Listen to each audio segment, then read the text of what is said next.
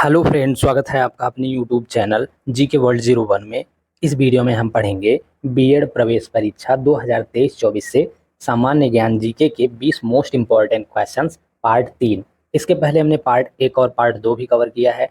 उसमें भी हमने बहुत ही इम्पॉर्टेंट इसी टॉपिक से प्रीवियस ईयर के और रिपीटेड क्वेश्चंस किए हैं। अगर आपने दोनों पार्ट नहीं देखा है तो जाके चैनल की प्लेलिस्ट में देख लीजिए। बीएड प्रवेश परीक्षा 2023-24 के नाम से प्लेलिस्ट बनी हुई है।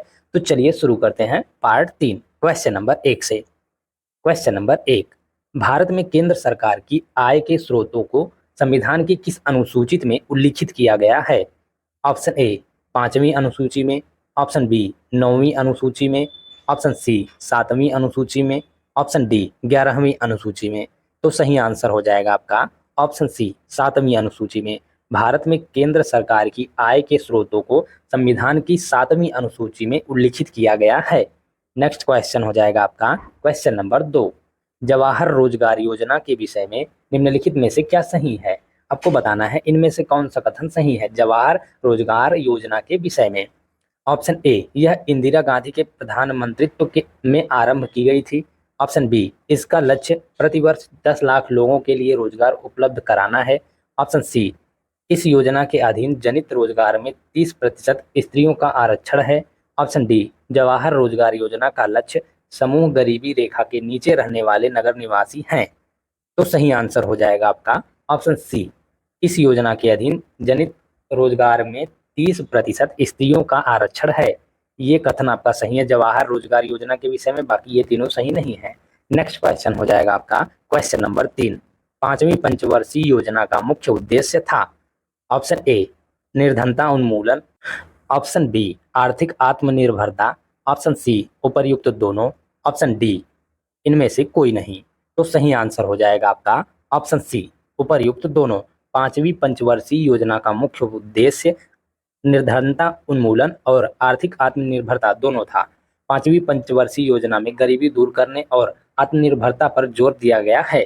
नेक्स्ट क्वेश्चन हो जाएगा आपका क्वेश्चन नंबर 4, कौटिल्य के अर्थशास्त्र में निम्नलिखित में से किस अधिकारी को कर वसूल करने का कार्य सौंपा गया था?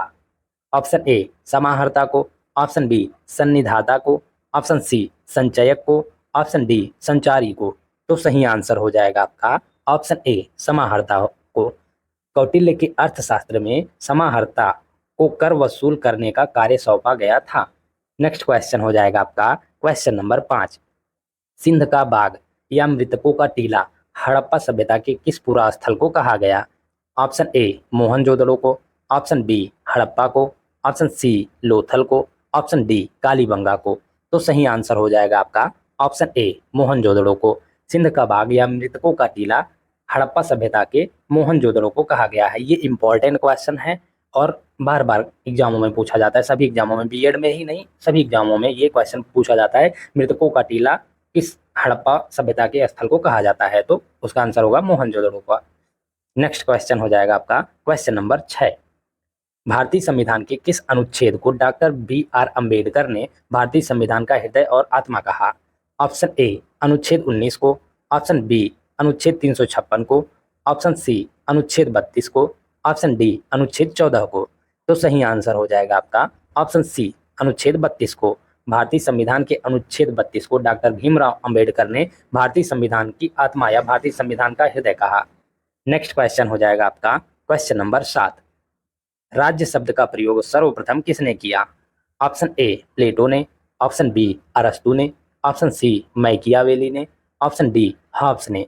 तो सही आंसर हो जाएगा आपका ऑप्शन सी, मैकियावेली ने। राज्य शब्द का सर्वप्रथम प्रयोग मैकियावेली ने किया।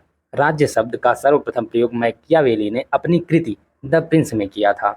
नेक्स्ट क्वेश्चन हो जाएगा क्वेश्चन नंबर 9, बीच में एक क्वेश्चन बाय मिस्टेक 8 की जगह पे 9 हो गया है। तो क्वेश्चन नंबर 9 है आपका, हड्डी तोड़ ज्वर को सामान्यतः क्या कहते हैं?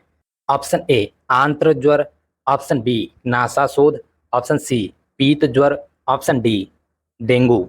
तो सही आंसर हो जाएगा आपका ऑप्शन डी, डेंगू।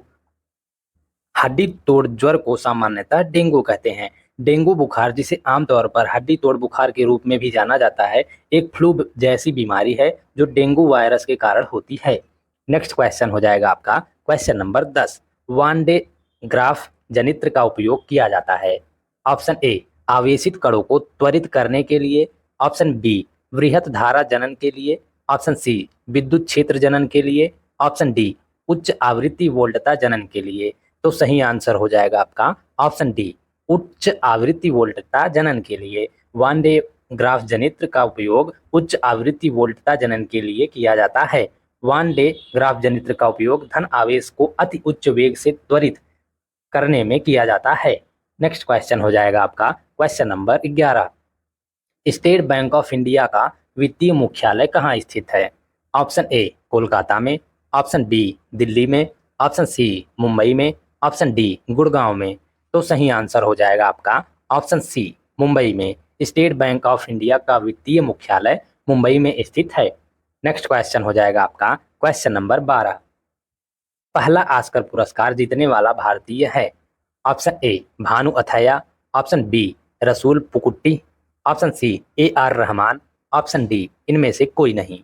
तो सही आंसर हो जाएगा आपका ऑप्शन ए भानु अथैया। पहला ऑस्कर पुरस्कार जीतने वाले जो भारतीय हैं वो भानु अथैया थे। भारत में प्रथम ऑस्कर पुरस्कार विजेता भानु अथैया थी, जिन्होंने फिल्म गांधी के लिए सर्वश्रेष्ठ कॉस्ट्यूम डिजाइनर का पुरस्कार जीता था। नेक्स्ट क्वेश्चन हो जाएगा आपका क्वेश्चन नंबर 13। भारतीय सिनेमा का जनक किसे कहा जाता है? ऑप्शन ए AK हंगल को, ऑप्शन बी आलोकनाथ को, ऑप्शन सी अमिताभ बच्चन को, ऑप्शन डी दादा साहेब फाल्के को।